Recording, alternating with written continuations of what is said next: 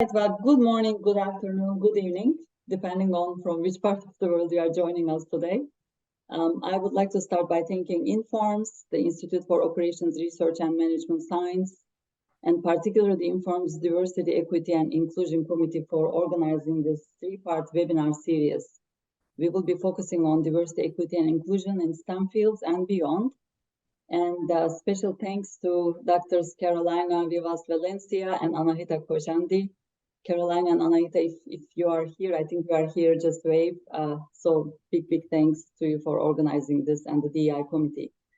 So today, this is the first webinar in the series, and I have the honor and pleasure of serving as the moderator, joined by three fantastic speakers, and of course, all of you in the audience. I see more people are coming in.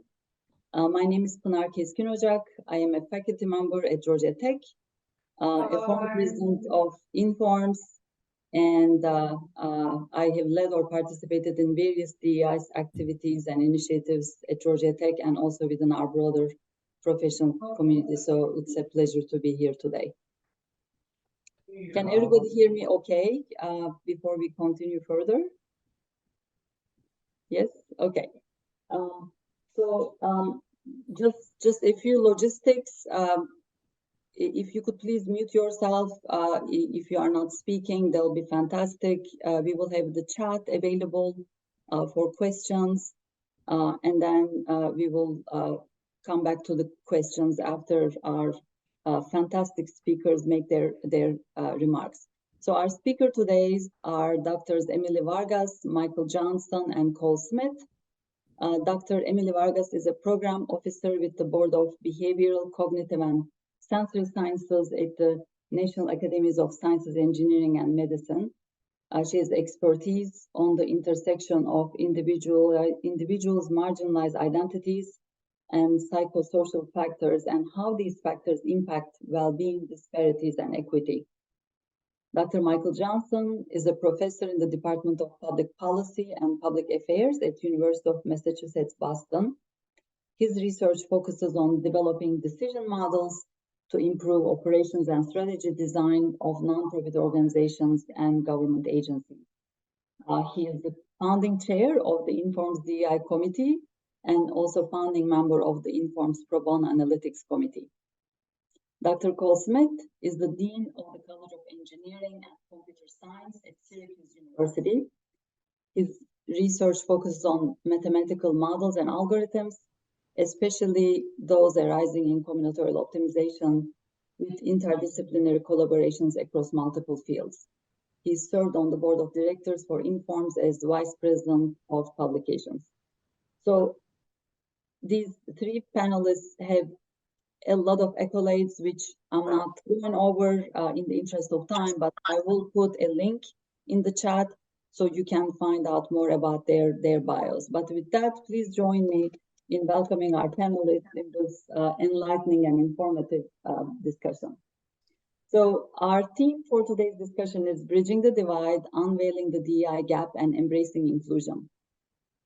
We will start this discussion by visiting a recent National Academies consensus study report titled Advancing Anti-Racism, Diversity, Equity, and Inclusion in STEM Organizations Beyond Broadening Participation.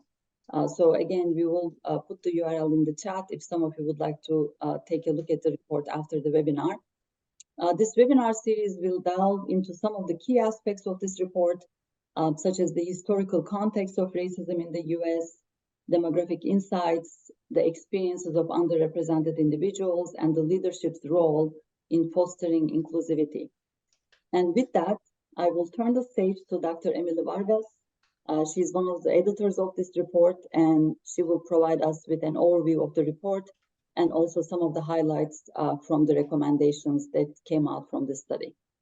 All right, Dr. Vargas, you have the stage. Thank you so much. I'm just going to take a moment to share my screen. All right, so thank you everyone for being here today. As you heard, my name is Emily Vargas. I'm a program officer at the National Academies with a board on behavioral, cognitive, and sensory sciences. And the goal of my presentation to you all today is to give a high-level overview of this report and kind of walk you through what the report chapters are saying at this high level, what some of the recommendations are, and hopefully this will be helpful in for each of you in taking this with you and starting to become familiar with the report yourself. So first, I would like to give a little bit of an introduction about the National Academies of Sciences, Engineering, and Medicine and what we do in case you are not familiar. So we are a nonprofit based in DC, and we have been around for quite some time. So we were established by Abraham Lincoln, and so we've been around since the late 1800s. Like I mentioned, I'm on the board on behavioral, cognitive, and sensory sciences, and that is led by our board director, Dr. Daniel Weiss. So a little bit about the study. We have 9 study sponsors, and they are listed here. So I want to take a moment to say thank you to all of the sponsors that made this important work possible. In addition, I would like to say thank you to all of our committee members.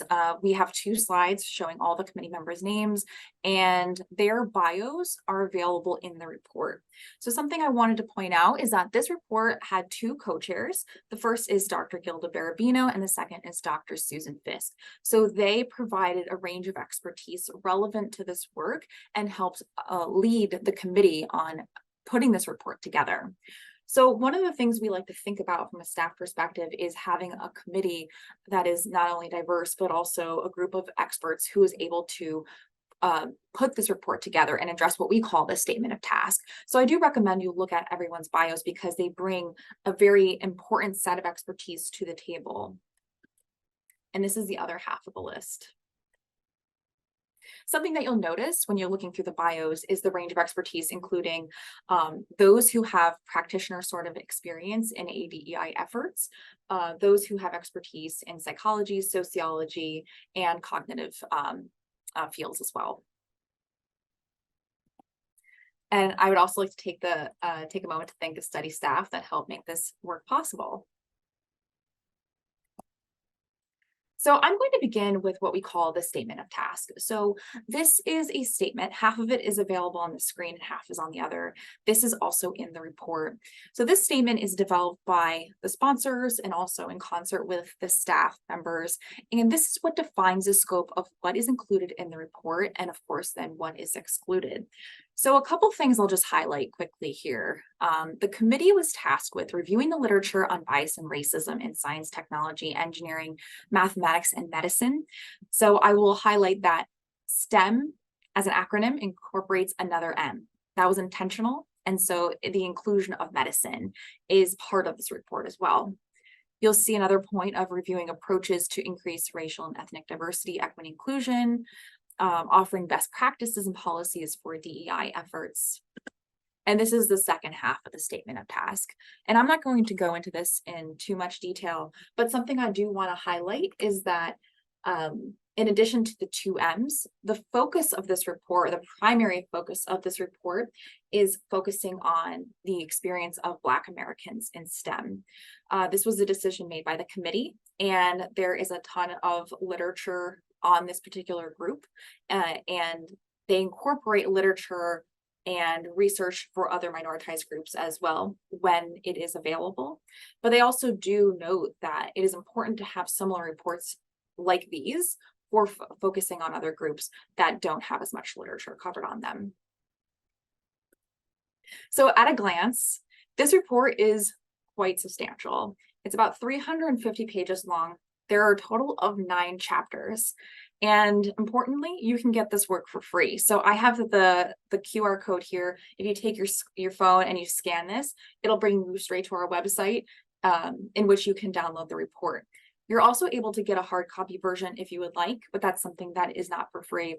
But this is something that has been distributed in some of the links and the resources that have been provided.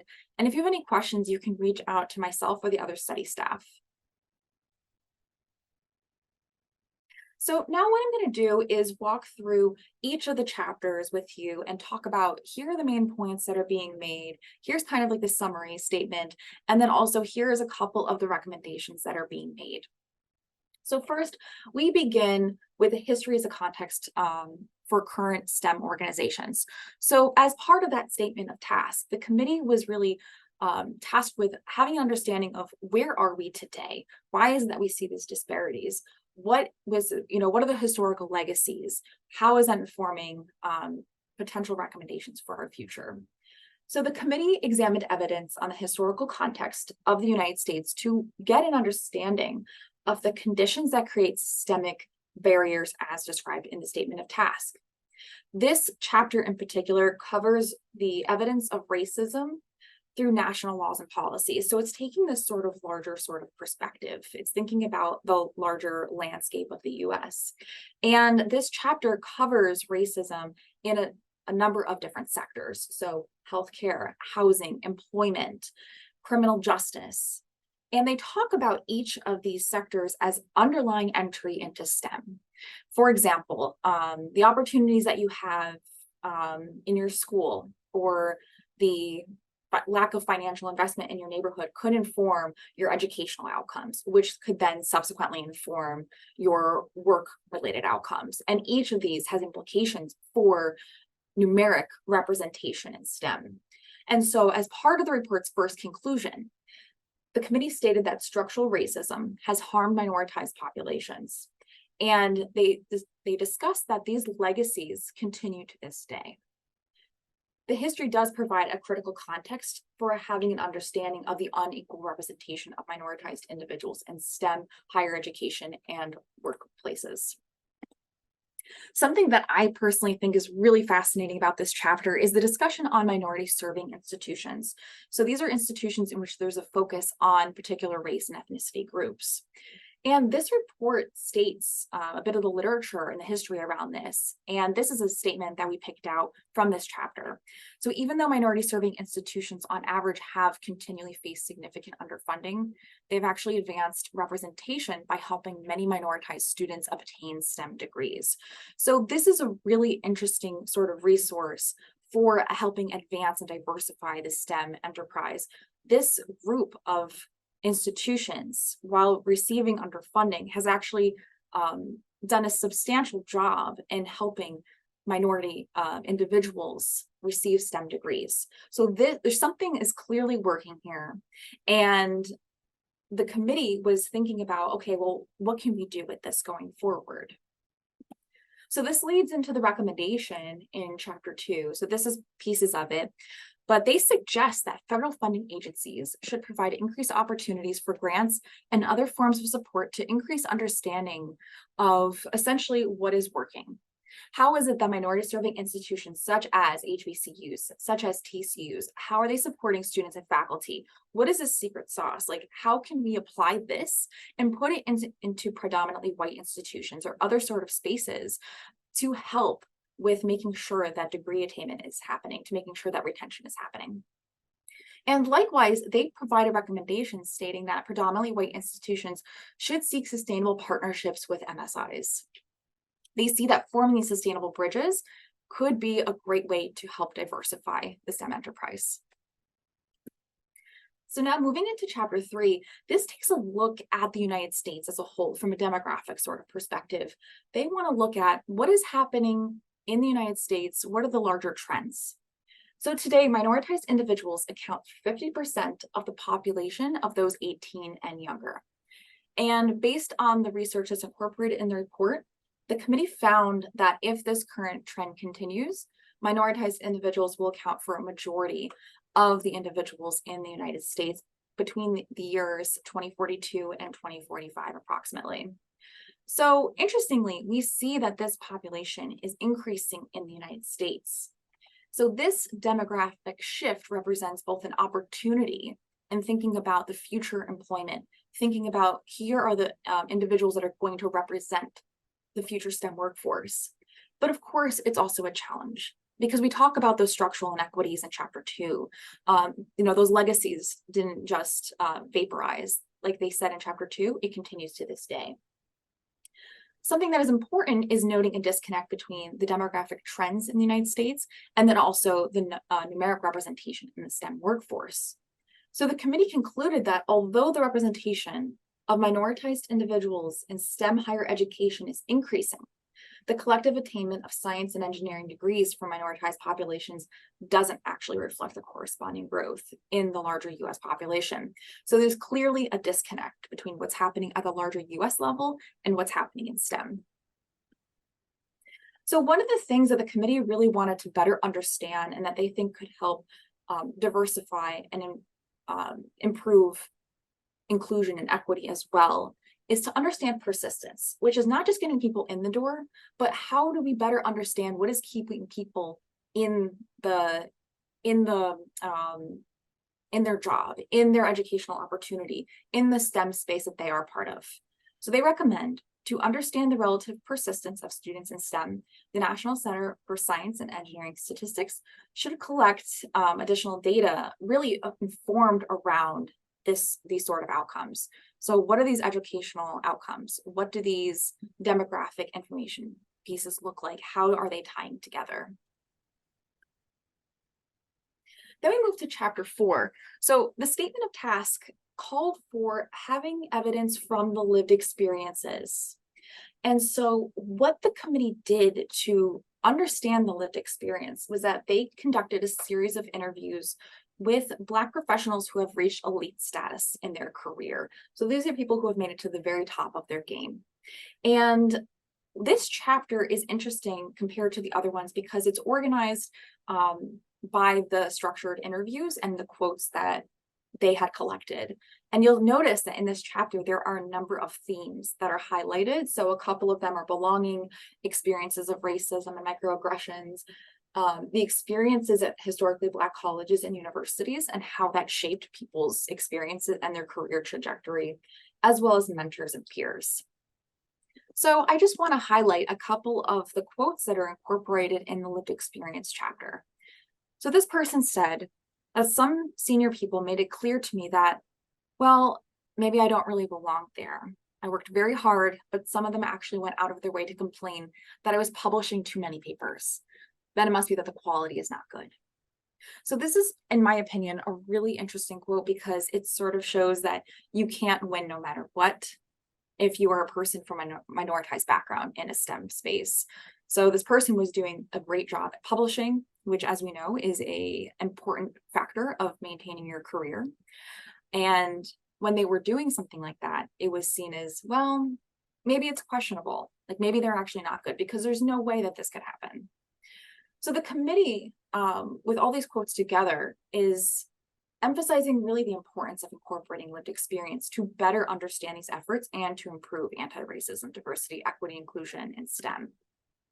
So they concluded in chapter 4 that oral history and other means of exploring the lived experiences of scholars from historically and systematically minoritized groups of STEM offer valuable insights. These supplement findings from other kinds of research, and these methods should be continued and expanded. Now I'm going to move to chapter 5, which is thinking about the experience of racism, not so much from a macro perspective, but really from an interpersonal one. So this is focused on how individuals experience racism from an interpersonal perspective. This chapter is quite substantial in length, and so there are 3 main parts to it. The first covers the adverse impacts of racism. Here you'll find plenty of evidence to show that experiences of racism at the individual level have adverse impacts on a range of outcomes, including work performance, cognitive abilities, emotional and health-related outcomes. The second piece is describing how minoritized individuals respond to racism. And from this chapter, there are a couple main ways. So first, it's possible minoritized individuals exit STEM fields altogether, which is what we think of as a primary sort of outcome. This is when they just leave. They don't necessarily come back. The second is assimilating, or this is trying to fit into the dominant culture. This is trying to make your way and keep your position. Sometimes this is effective in thinking about retention if we're thinking about numbers only, but often this isn't without any costs. Sometimes there are personal costs to trying to assimilate. Sometimes there are professional costs. And the third is mobilizing to transform the STEM environment. So this is something that I think is really fascinating, and there's more work being done in this area, is thinking about how minoritized individuals are working together to create a sense of community for themselves, to try to change the culture from within. And while this is, while there seems to be some evidence that this may be effective, this is maybe a bit slower in terms of change. And then also thinking about how STEM professionals can help. That is a third main chunk of this chapter.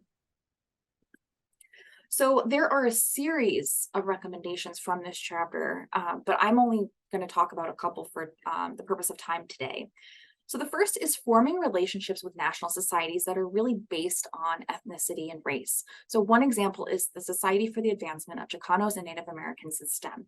So one of the things that was talked about in this chapter is that while numeric representation at specific institutions may not be where people want it to be, one way to build community within the STEM enterprise is to think above the boundaries of the specific place that they are in and starting to form connections with larger affinity groups that go beyond a single institution. So this has been helpful for folks in the past and thinking about retention. The second is to create and invest in mentorship programs connecting minoritized individuals to high status professionals. High status professionals often have a lot of connections to resources, people, individuals who can potentially shape someone else's career, opportunities, so many different things. And so they wanted to make it clear that connecting minoritized individuals to these people that have these sort of connections might be helpful for helping diversify the academy and diversifying STEM as a large. Oops. And the last one is emphasizing the importance of communal values in STEM work. So STEM work is often talked about in this sort of individualized sort of way as a single person making these discoveries. And that seems to be a bit of a disconnect between the values of minoritized individuals, generally speaking, and the values of STEM.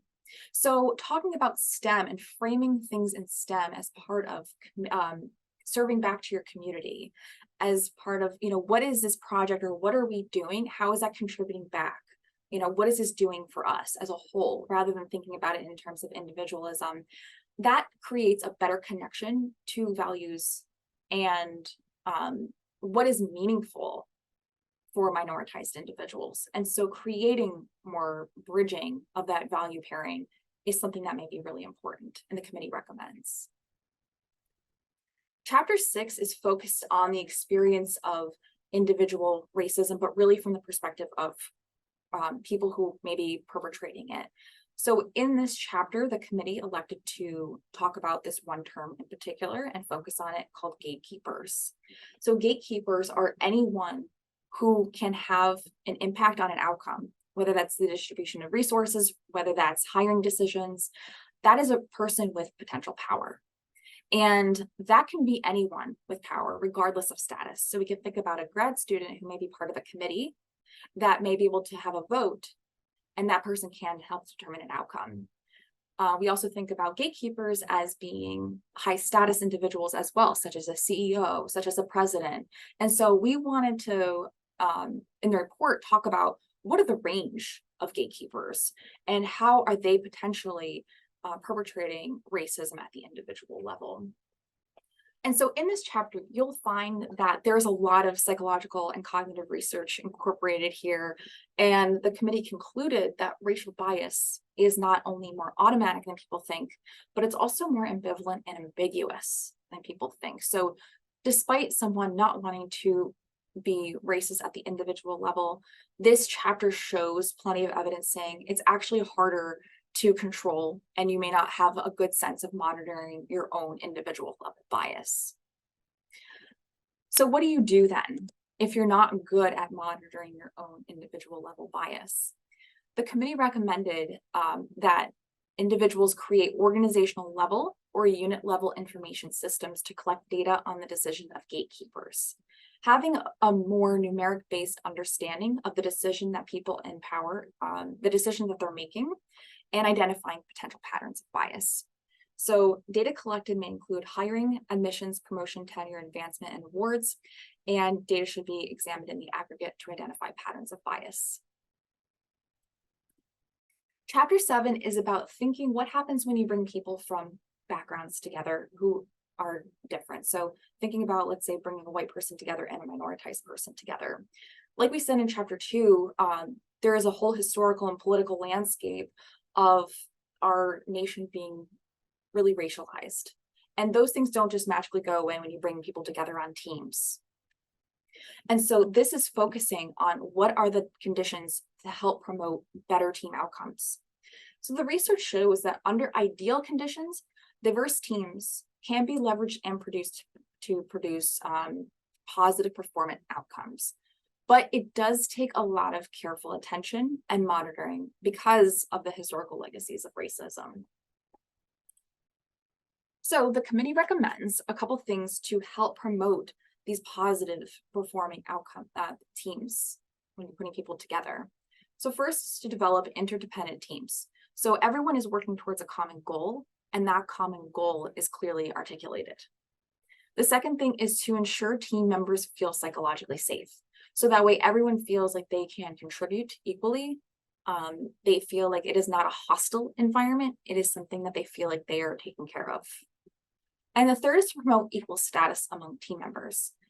They call for leaders of teams to remove asymmetric power differentials among team members, especially white and minoritized team members. And the next chapter focuses on leadership and what they can do to advance organizations.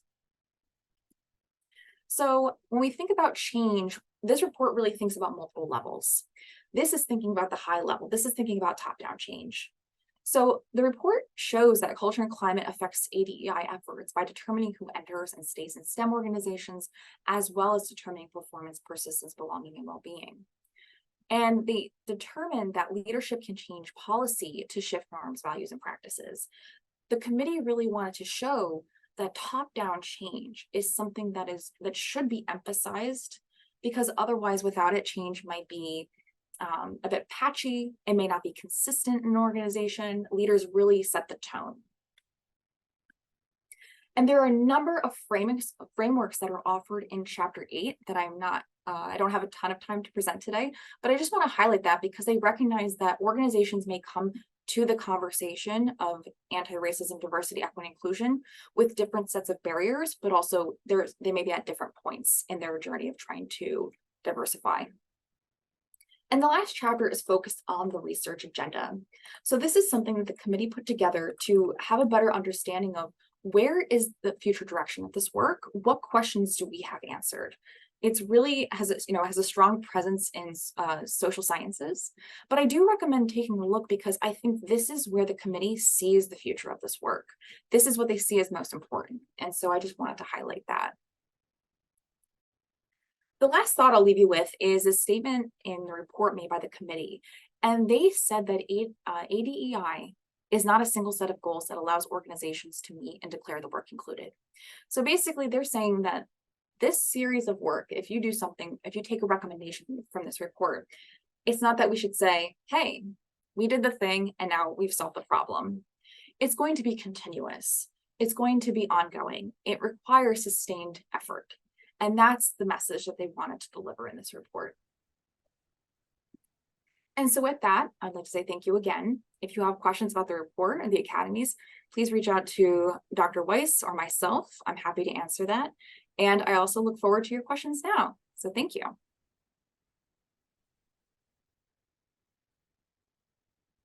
Thank you very much, Dr. Vargas. This was fantastic. So I suggest we ask the audience to put some of their questions in the chat now, and then I would like to turn the stage over to Dr. Michael Johnson and then to Dr. Cole Smith to give their remarks, and then we will open it up collectively to Q&A after that. So Dr. Johnson, would you like to go ahead and share your remarks, please? Thank you. Yes, thank you. Thank you to Pinar and Carolina for organizing today's webinar and for Dr. Vargas for her remarks and to Cole for sitting with me today to share our perspectives on this National Academies report. I'd like to start with by sharing some educational, professional, and personal experiences that I think are relevant to the National Academies report we're discussing today, and then move to some reflections directly motivated by the report. So I'm from Chicago. My mother and father were of the generation of African Americans who first enjoyed opportunities to attend college and pursue professional careers. I graduated from an elite public high school in New York City that is over a century old, only began admitting women alongside men in 1969, and has to this day African American, Hispanic, and Latino enrollment that is quite unrepresentative of New York City public schools as a whole. The National Academies report emphasizes the role of minority-serving institutions, and I'd like to share some thoughts about these. I think my most significant personal experience growing up was the opportunity to attend Morehouse College, a historically Black college in Atlanta, as part of the AT&T Dual Degree Scholarship Program, which supported my education in liberal arts at Morehouse and engineering at Georgia Tech. Morehouse reinforced for me a tradition of Black excellence and of a complicated and contentious love for the diversity of our community. It's where I first learned how to be an activist and an intellectual. And the notion of seeking education in order to teach others to do work for social impact and to advocate for the health and well-being of all our communities is something that has never left me. And it enabled me to resolve, all at Northwestern University, to construct a research agenda that combined academic rigor and a focus on evidence and value-based inquiry. So I'd like to say a few words about my current employer, the University of Massachusetts, Boston. UMass Boston is a minority-serving urban research university. About half of its students are Black, Hispanic, Latino, and Asian, and a much larger fraction of them are Pell Grant eligible than is true for the University of Massachusetts system as a whole. UMass Boston's mission is to support academic success and personal development of students and to enrich the communities it serves by becoming an anti-racist and health-promoting institution. Even if this mission remains aspirational in many ways, I think this orientation to student uplift, community engagement, and confronting challenges of institutional racism, systemic racism, and structural racism is one that all of our employers, especially universities, should engage with seriously. The National Academies report reminds me that as much as I enjoyed my graduate studies at Northwestern, nowhere during my time there was I ever exposed to issues of diversity, equity, and inclusion, or racial and social justice. I was never provided a recognition of the many structural barriers described in the National Academies report that define the environment in which I and my student colleagues learn to master tools and methods of decision science to improve organizations, design new policies and practices, and save lives and money. My student colleagues and I never learned how to apply a critical lens to the systems we wish to improve.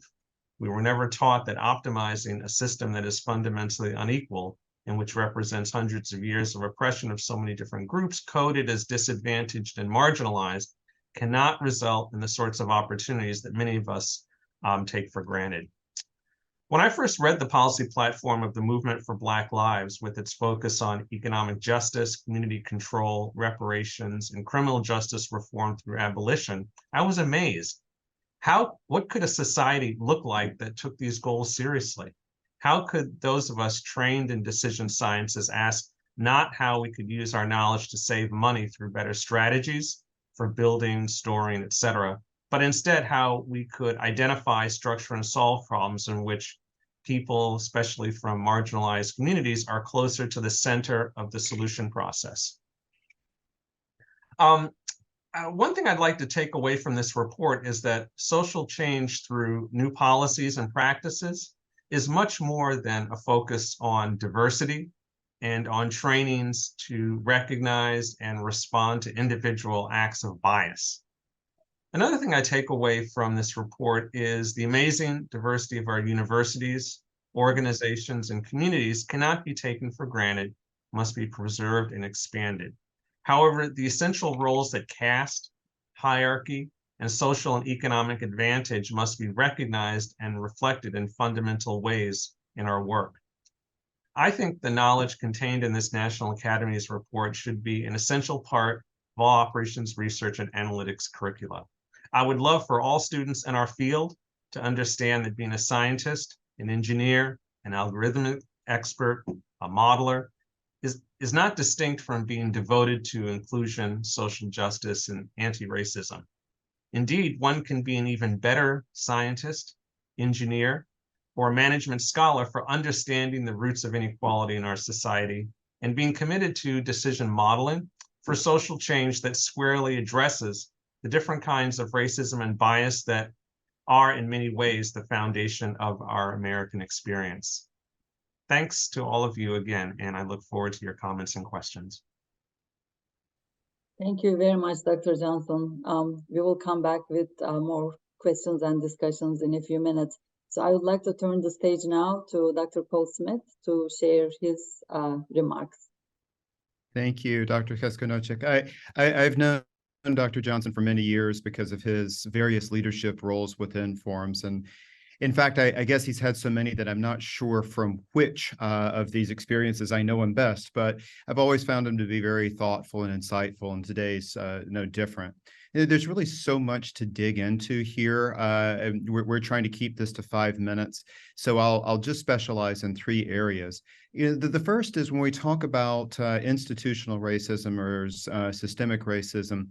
The one thing that you can do as a leader, the very first thing you should do is to practice putting everything that you do, all of your policies, opportunities, everything that you should do should be focused through this lens of who gets to benefit.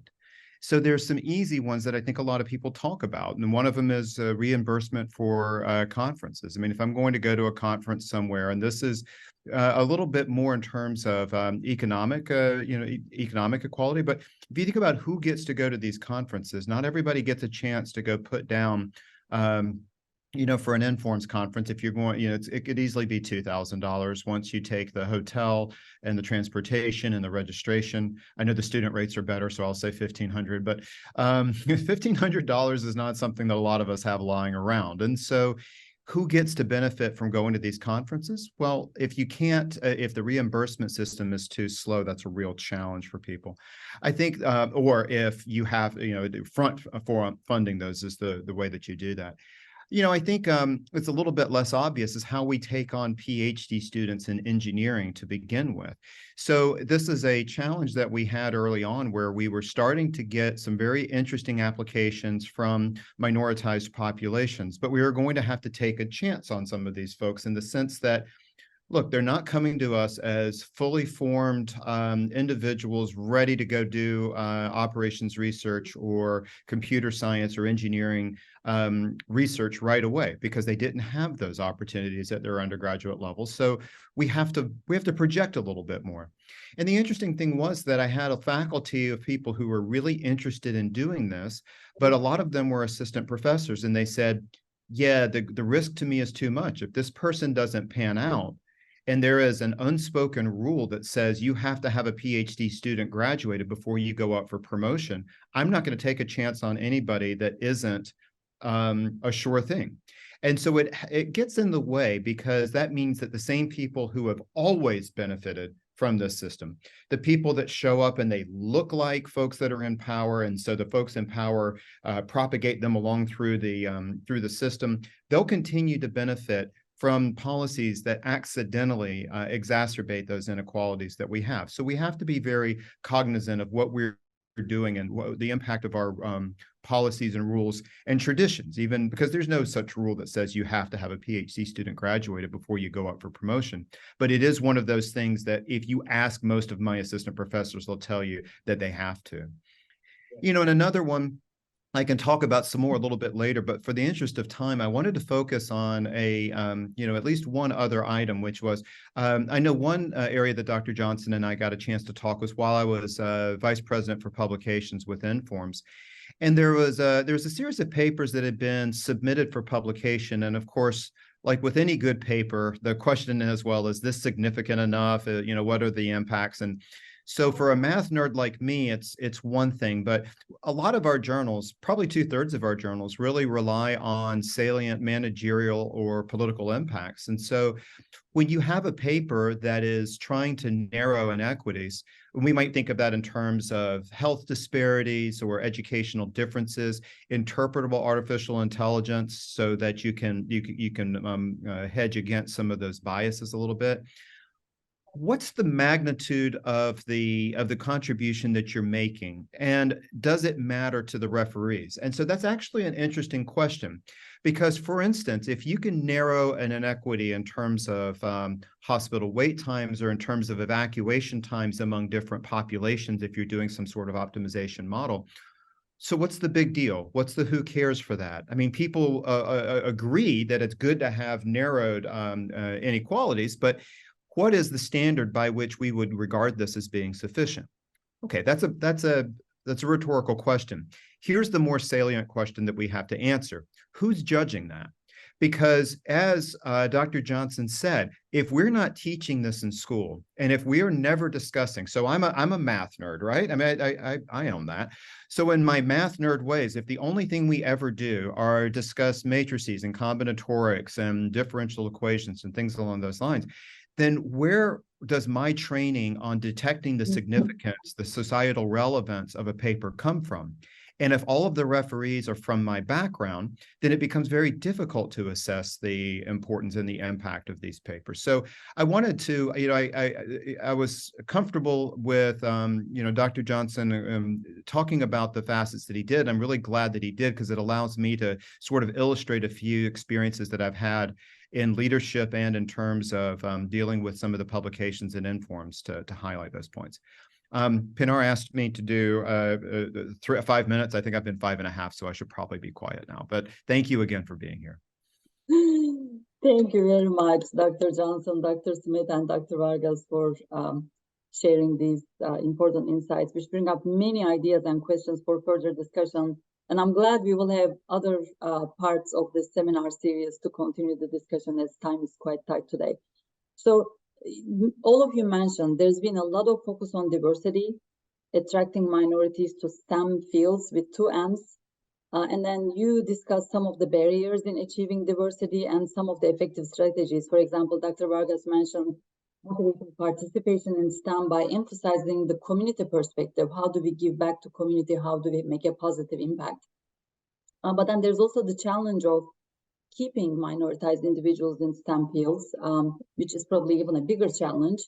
So how do we ensure inclusion? How do we support these diverse and inclusive teams and create this kind of environment?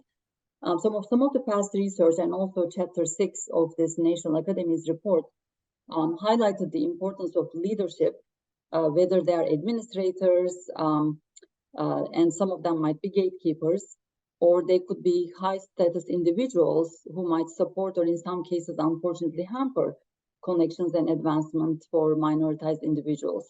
So I would like to kick off the discussion with our panelists by asking you to share some of your thoughts on how higher education institutions or organizations such as Informs can take specific actions in these areas.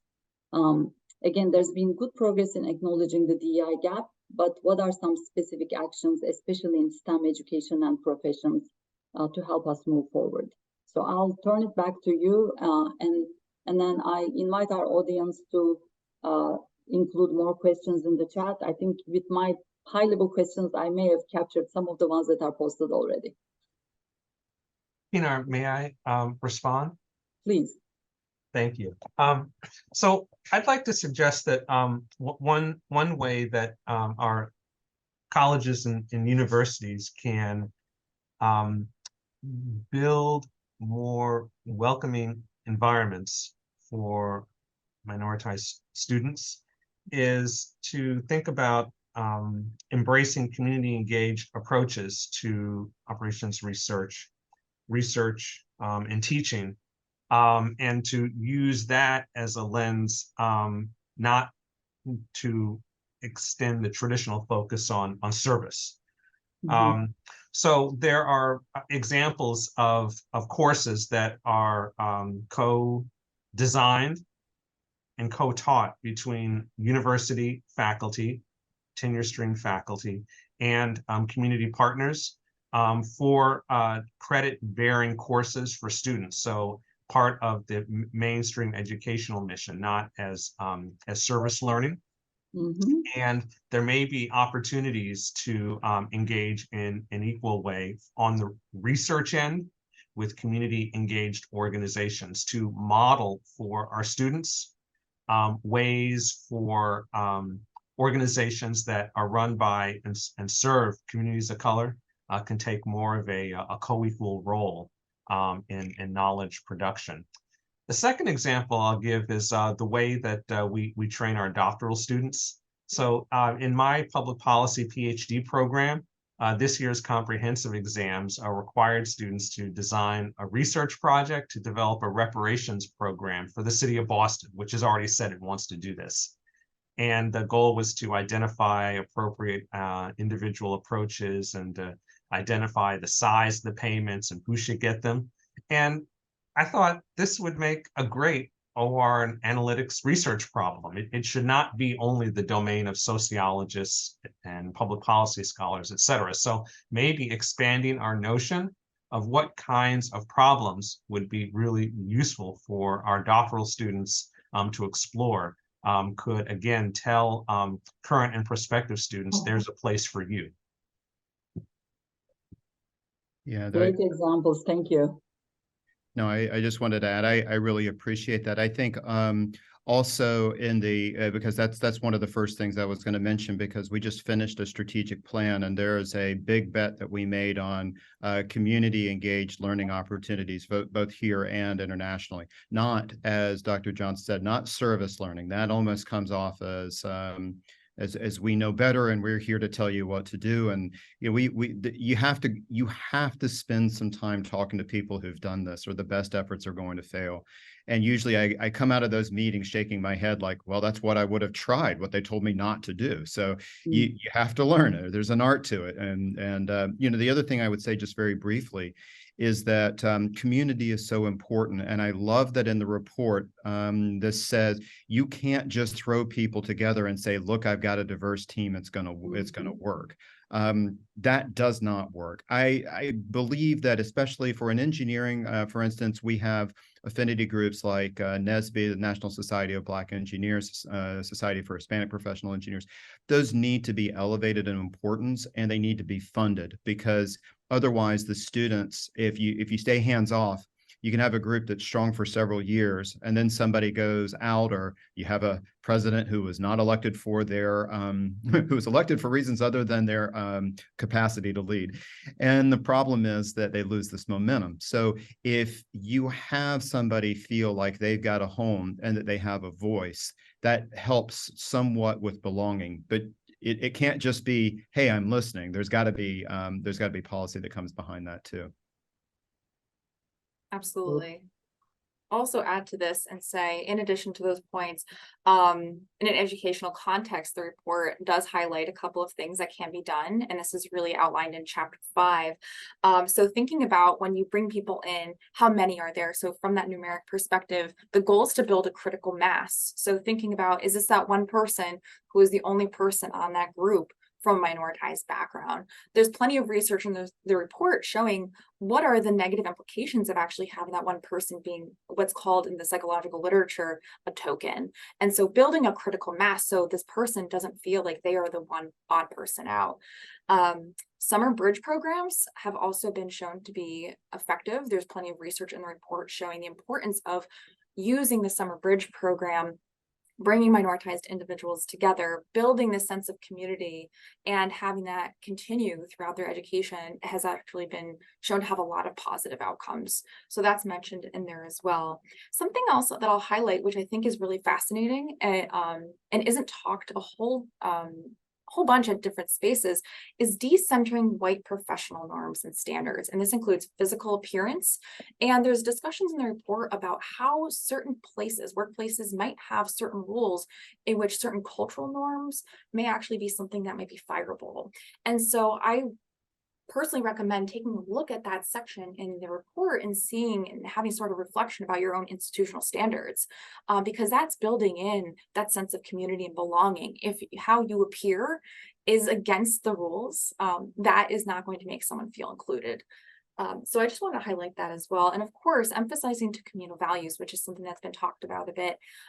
There are plenty of opportunities and there are plenty of activities and research projects that are happening in STEM that can be connected to the greater community.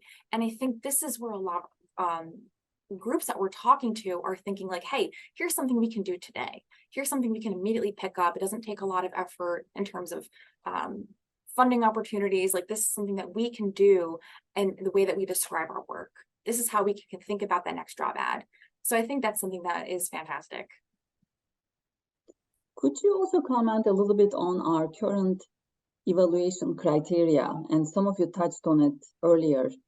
In academia, there are certain things that need to be checked, and they sometimes don't align well with an individual's desire and energy to make a positive impact in this space, whether it's outreach to certain groups or institutions and engagement. So what could be done differently there so that these kinds of activities are actually valued and counted in the evaluation process, especially for junior professionals? I'll state a few things just very quickly. From a dean's perspective, it's very important that we have a few goals stated at the beginning of each year. Here's what I'm working on, and here's why I think this is important. Where you can get in trouble would be if I decided without, let's say that I'm an assistant professor and I don't tell my chair or my dean what it is that I'm working on, because there is nothing institutionally that would do that. And when I was an assistant professor, I was never asked. It was just, Cole, go be a professor, right? So, and I don't think that's much different from most folks, but getting something in where there's this dialogue that says, I'm trying to make an impact in the following ways. This is the kind of research that I think is important. By the way, this is intensely interdisciplinary. I'm going to have to work with educational aspects and sociologists, and it means that I'm going to be publishing in these journals, and this is what impact looks like for me. Have that discussion in September when you're starting off your school year. Don't have that discussion towards the end, and keep the discussion going. And then there's a little bit less of a surprise. You don't have to have already done the work and then convince other people that this is a good idea. You sell them on it early on, and then you make it their win as well. And then that really becomes part of the culture of probably the entire department in the college, because that point that Dr. Vargas made about the top-down leadership is so important. That gives the person in charge the impetus to say, one of my faculty members is doing the following thing. I think this is a great model. If you're interested in this, speak up. I can help you. That's probably enough. I'll carry on too long if I keep going. I'll stop. Cole, I'd like to respond to you. Thank you for your comments in this way, that the focus of your comments was primarily what faculty can do to sort of clarify their research agenda to those who will evaluate them. But I think it's equally as important for upper administration to set proper expectations. For example, letting faculty know that community engaged research of different kinds is valued, that we want them to tell us what they've done in their annual faculty reports, and that we value things like mixed methods approaches. Many of us, I think, in the field are very familiar with unwritten rules that say this kind of research is okay, and that other kind of work, you just better stay away from it. Yeah, I think you both brought up good points. It has to be top down and bottom up. If it goes only one way, it's hard to achieve the goals. But I think leadership and administration, in setting the stage and saying these are important and we will support and value some of these activities or research, definitely makes a big difference. So we have about 5 minutes left. Again, I would invite the audience to share questions in chat. But in the meantime, I also would like to give an opportunity to our panelists to share some parting remarks before we end our webinar.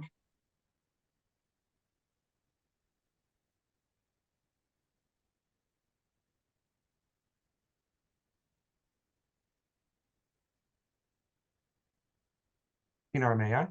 Yes, please. Thank you.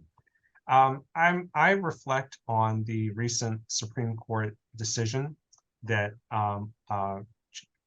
made fundamental changes to the way that primarily elite universities will account for race and other identifiers. And it reminds me that elite institutions are important. That's why people who are opposed to affirmative action want to limit access to them. And it may be an opportunity for more elite institutions to reaffirm their collaborations and alliances with minority serving institutions. I had a really good experience as a dual degree student at an MSI, moving to an elite PWI. And I hope that many of our elite universities will look even more closely at ways to support MSIs in such a collaborative way. Thank you very much. Well stated. From my closing remarks would be the following. I think it's incredibly important that we continue having conversations and we get good at talking about it, because just like Dr. Johnson said, we never talked about this in grad school. And it wasn't because I went to a place that was oppressive. It's just it was not part of the culture, and we focused just on the math. But I think it's also equally important that when we get something wrong, we share it with people, because that's how we'll learn. So last week, I spent a lot of time trying to organize, to launch. We're growing our college. Everything's crazy right now, but one of the things we're trying to do is to make sure everybody gets a study abroad experience. And I wanted there to be equity of access, and we put a lot of things in place to make sure that it was no more expensive for any student to go to study in France than it would be to study right here in Syracuse, by scholarshiping and by setting things up so they didn't have to take classes in the summer, and on and on. And then somebody came to me and said, but you still got it wrong, because when we get there, the rich kids are going to be able to go travel to all of these different little towns in France, and the kids that came without much resources are going to be segregated and kept while everybody else goes gallivanting around Europe. Not something I had thought about. So something I got wrong, not out of anything other than not thinking it through, but that's why you want to have a group of people. The more you talk about it, and the more you're not afraid to say, I got this wrong, the more help you're going to get from people around you that will come for better outcomes. So don't be afraid to say that you mess it up.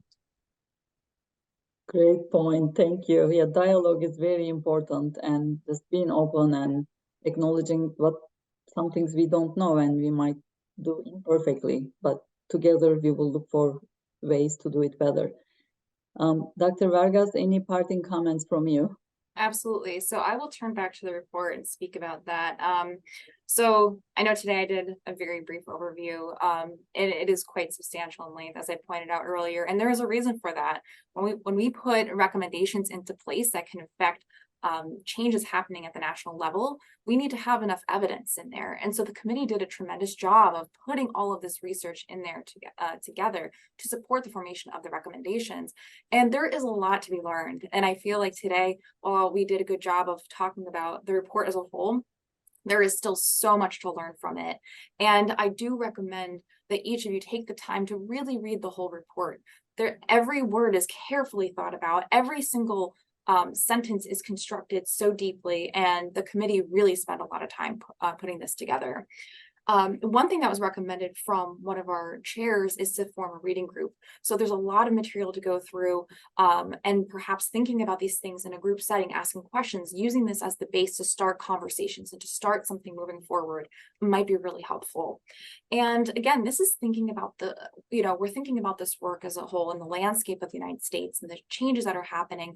We at the academies, at least, are hoping that this is going to be a starting point. This can be the start of a conversation. This can be a start of our next thing. How we're shifting the field, how we're moving the needle. And so that's how we're thinking about it. And I encourage you to think about it like that as well. So thank you. Well, thank you very much. Many thanks to the Informs DEI committee for organizing this webinar. To our fantastic panelists, thank you again. And to all of you for participating. Looking forward to our continuing discussions in the space and taking action together. As Dr. Vargas mentioned, the report from National Academies has great information, substantial research supporting some of the actions that actually could be positively impactful. So I hope all of us take a deeper look and take some of those to our own daily lives as well as our professional organizations and community. So thank you again, and looking forward to seeing you in the next event. Thank you.